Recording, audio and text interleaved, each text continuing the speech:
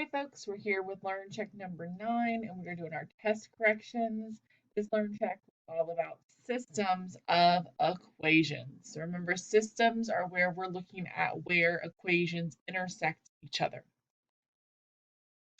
So number 1, if f of x is this function and g of x is that function, which function shows where f of x is equal to g of x?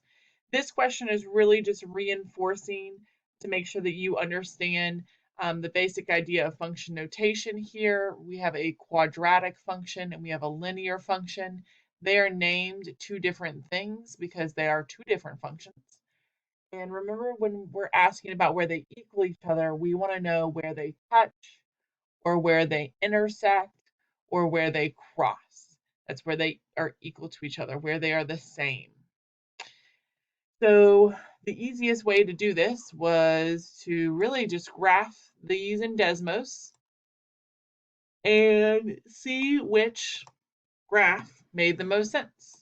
So x squared plus 2x plus 3, and then x plus 5. Notice that these need to be graphed separately because they are two separate sides of the equation and they're also two separate functions. So it looks like they have intersections at -2, 3, and at 1, 6. Notice that my blue line is increasing from left to right. So that would actually probably help me the most with eliminating some of these answer choices. So if it's increasing, if the blue line's increasing from left to right, then we already know that answer choice B can't be it and answer choice D can't be it, because for both of these, we were decreasing and decreasing. So now let's look over here at A and C. So from here, I would pay attention to where our solutions are located. So one of our solutions is located at -2, 3. So if we're looking at these pictures, we've got one solution right here and one solution up here. This one is at -2 and then up 3. This solution looks like it's partially in between 0 and -1, and then it just kind of stays in that like area. So, and it's not even on like exact coordinate like planes. So A is definitely our answer. All right, let's look at number 2. So number 2 says a system of equations is shown. And notice how we are given two equations. These are not written as function notation. We don't see like the f of x and the g of x, but we do see a quadratic and we do see a linear function. And it wants to know what is the smallest value of y in the solution set. So remember that a solution, or where they intersect or where they equal, normally has like an x and a y value, but I want the smallest of the y values. Again, one of the easiest ways to do this is to graph. Edit from the previous problem. So this 3 changes, excuse me, the 2 changes to a 3, and this is now going to be a -5, and this is going to be +3. Oops, one of my answer choices kind of got hidden there. But we can see we've got -4, 1, and then another solution at 2, 5.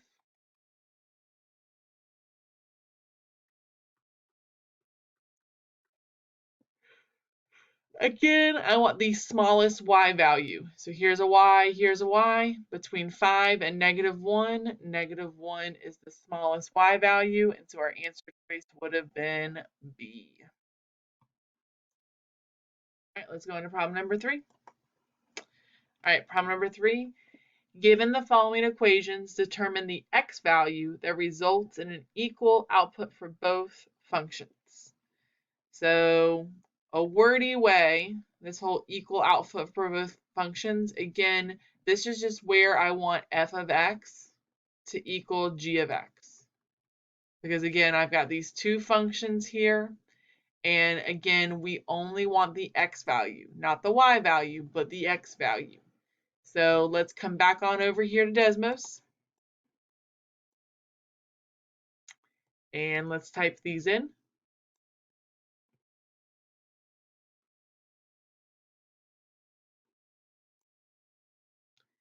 If you need help doing the division bar, remember you're just doing the division sign and then finish this up. All right, I'm going to make this part a little bit smaller so we can see the graph bigger. So notice the purple, which is g of x. This is our rational graph, which is why we see the x in the denominator. And then we see the green, that is our radical graph. Remember, that's the one that looks like a sprinkler. And again, we want to know where the solution is, where they touch. So we can definitely see that they touch right here at -2, 1. And again, we want to determine the x value.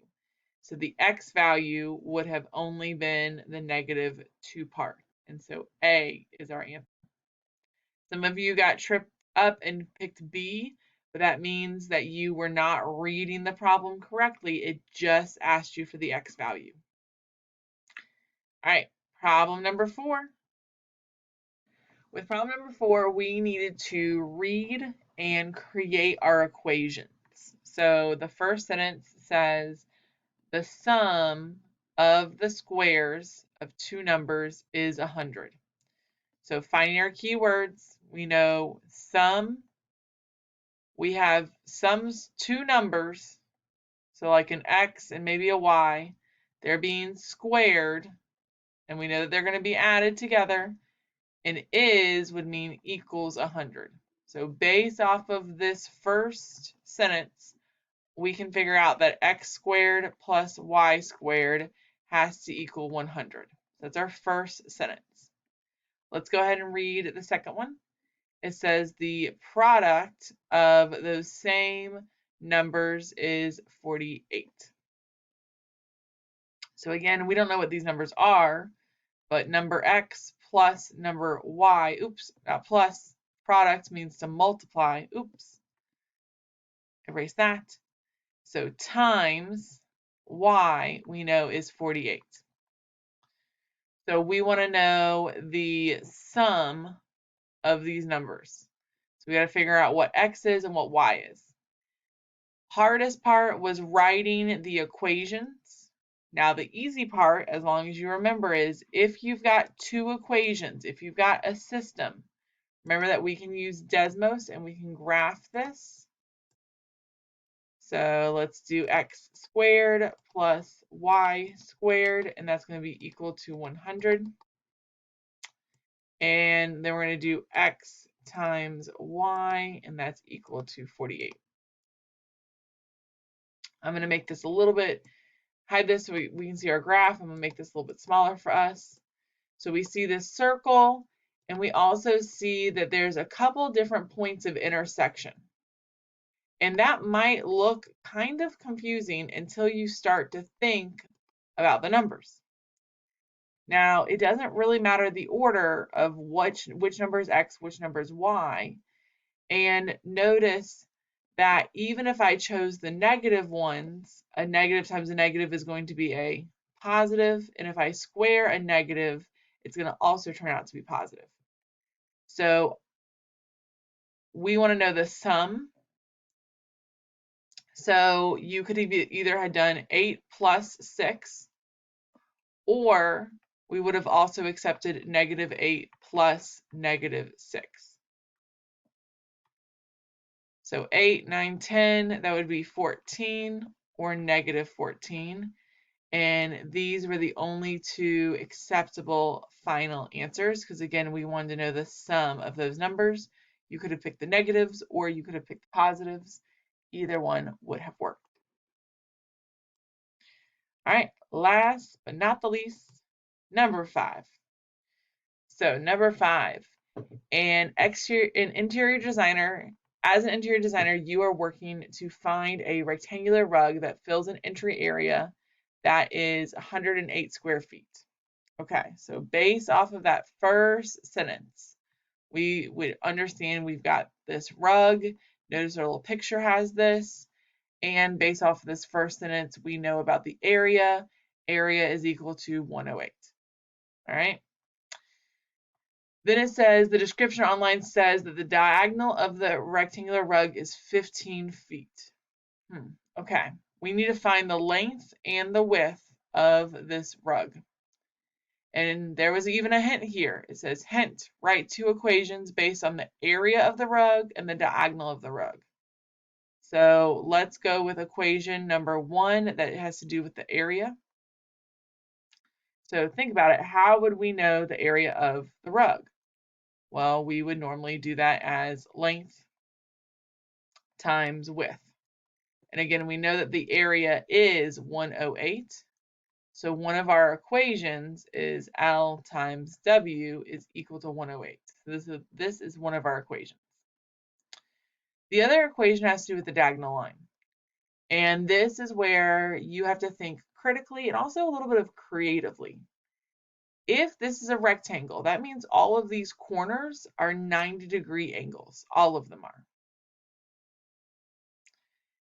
This diagonal would cut some of those corners kind of like in two. I'm going to make a nice little line. So cut this in two.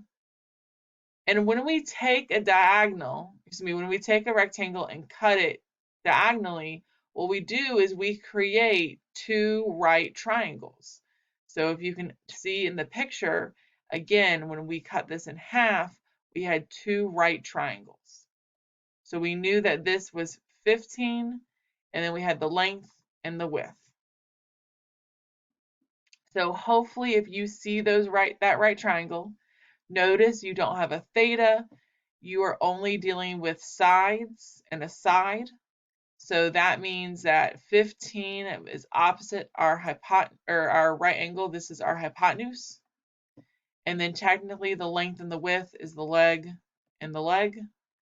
Remember, we would call those like A and B for Pythagorean theorem. Oh, right triangle, Pythagorean theorem, there's no theta. So our second equation is going to be L squared plus W squared is equal to 15 squared. Because remember that this is A squared plus B squared is equal to C squared. And your hypotenuse has to go where C is. Now we could go ahead and simplify this equation, and we could just write this as L squared plus W squared is equal to, and if we do 15 times 15, then that is 225.